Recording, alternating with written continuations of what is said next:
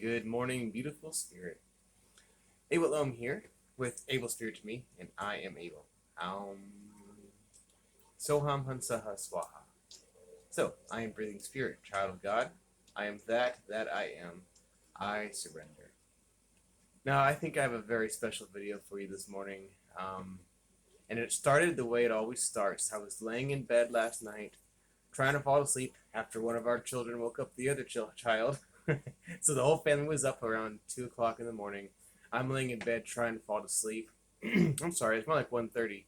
Can't do it. Can't fall to sleep. Laying there trying to keep my mind silent. Just something was going on. So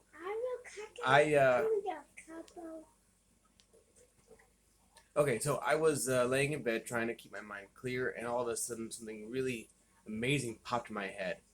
And like always, I said, okay, that's really, really cool.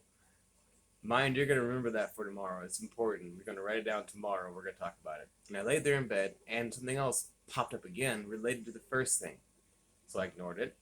And another thing, so I ignored it. And by the time I had about 5 or 6 things going on in my head that were all related, I knew I needed to get up and write it down. So that's what I did. I got up from 2 to 2:30, wrote down everything that was going on, because it was actually a complete thought, something that was already ready and didn't need any cultivation.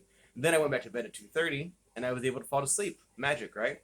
Okay, so first of all, I believe that it is time to start writing the second book very, very soon, because these new insights, these new realizations are what I was waiting for.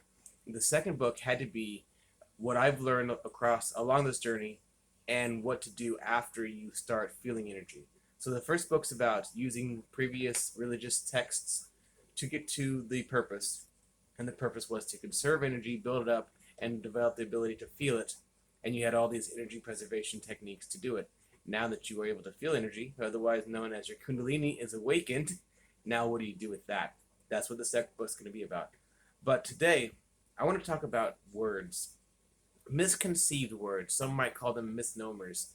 They use a word because there was no better word, and it is flawed, and that is keeping us from finding our true understanding of the concept. So let's talk about surrender first of all.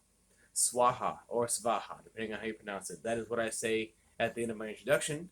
I surrender.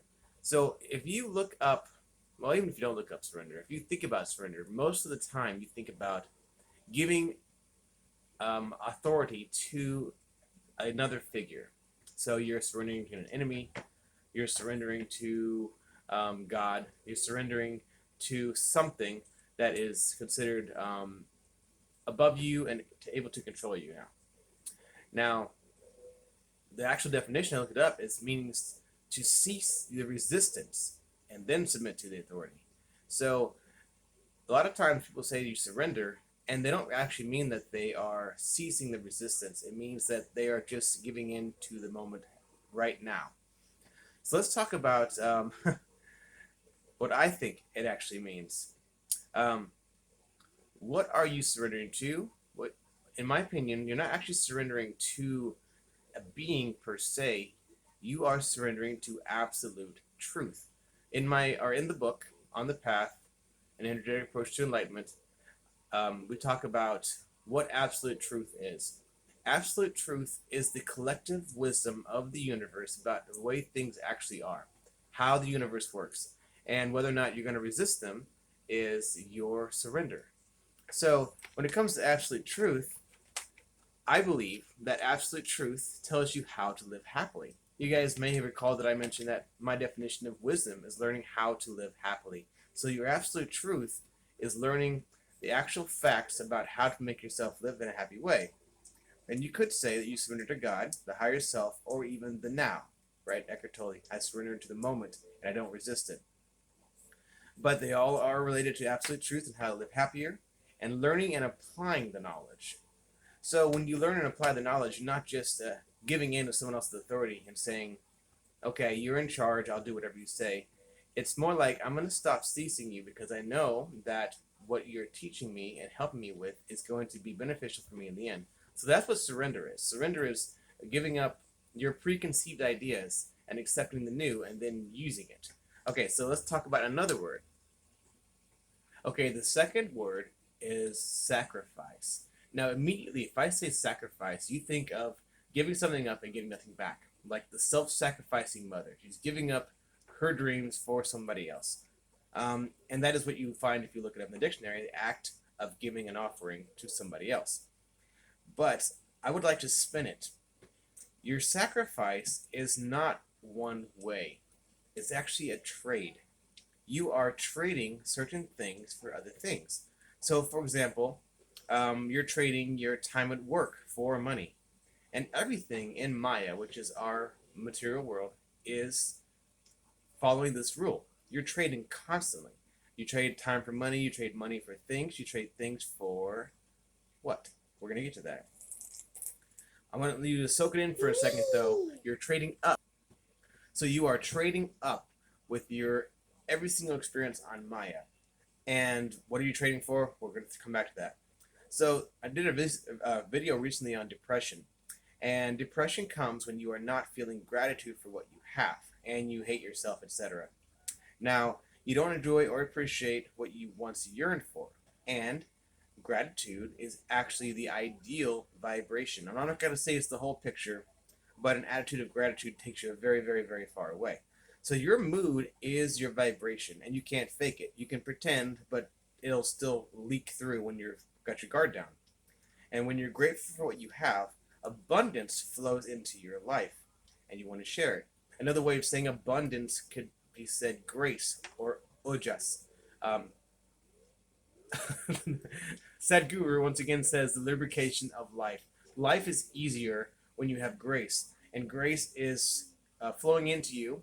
I could call it energy. It's flowing into you when you are grateful for what you have due to the law of attraction. So it's kind of all connected, right? So when you have enough grace and abundance in your life, then you feel completely satisfied, fulfilled, and you want to share it. So you actually can't be grateful enough to want to share if you don't feel like you have enough abundance. But is the statement I said actually true? And the answer is not quite. So it's true if you change the idea of what abundance is. So abundance is actually not how much you have. Abundance is feeling like you have more than you need or asked for. So let's take one step deeper. The Breatharian or Atmarian pathway is to use different energy sources than the average person to feed the entire being, right? So you do this by bringing energy in, and you do this by gratitude. Once again, the attitude of gratitude. So therefore, almost everything can be nurturing to the soul. Sun, air, wind, a sunset, drinks, food, music, a painting, exercise, conversation, basically any experience that you choose to enjoy or be grateful for is feeding you. I know it sounds kind of crazy, but this is I mean, it's kind of hard to deny when you get into it. Okay, so anyway, some of these sources are more potent than others, but they all feed the soul when you are grateful.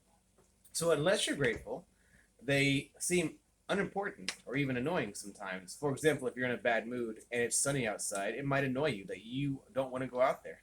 So that's a perfect example of how something that would normally make you very happy and feed you is actually causing you distress. And you're causing yourself distress, but you get the point. All right, so this is why I always talk about a third eye perspective.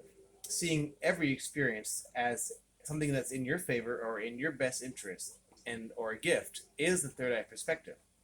So putting it all together, how do you become grateful? Sometimes you can realize how well off you are naturally. Someone might remind you, or the thought comes all by itself. But you can't fake it. So the actual way to become grateful when you are not grateful, when you're depressed or sad, is sacrifice. And I mean self-sacrifice, trading something that you don't care about anymore or something that you do care about until gratitude comes. Let's talk about that a little bit. You choose to trade one thing you don't appreciate much for something else. You then either give that thing up or begin to appreciate it again. Either outcome is a success, a third eye perspective, right? So here's an example. You're fasting from food. Why are you giving up food? You're giving it up for a trade. You're trading it for something else. You are giving up something you like, trading it for a healthier, better looking body, peace of mind, realizations, etc. And that is a type of sacrifice. You're giving up something, you're fasting from something in order to receive something back. It's not one-sided. You're not giving up and getting nothing back. You're actually always getting something back. You are trading up, like I said, as it were. So you can fast from entertainment, for achieving more time in your day, more productivity. So sacrifice and fasting are misnomers. You're not only giving up, you're also trading. And it's a really big realization if you think about it. You always trade up. Anytime you give anything up, you're trading for better, and immediately you either don't care about it anymore or become grateful for it again. So it's win-win, and it's not a negative connotation. So fasting or deprivation of anything makes you become grateful again, which raises your frequency and brings abundance or grace into your life. So how long do you fast? I get that question a lot. How long should I fast? And the answer is finally here. Until one of the two things happen. Number one, you no longer want what you're fasting. Or number two, you become grateful for it again. Either situation is a win-win, and that is what we call the third eye perspective. So now, once again, absolute truth. Is what I'm telling you accurate, or is it flawed? Do you surrender to the idea that I'm presenting? If so, what could you trade? So I had a big conversation with my, with Wanagi yesterday. And we decided that I'm going to be trading something right now. And I have chosen what that's going to be, but it's a little bit of a compromise, because if you go all in, giving up everything that you want or think that you want, then you won't stick to it. So it's always a little bit of a give and take. What I'm giving up, I'm going to be doing a liquid diet for quite a while, and a few other things as well. And I have some goals in mind. So once again, I am trading. I'm not sacrificing for the sake of God. And now let's talk about that for a second also. God is a creator inside everything. And God's real goal for you is to improve yourself to the best impeccable character and be able to serve a useful purpose, okay? So self-improvement is doing God's work.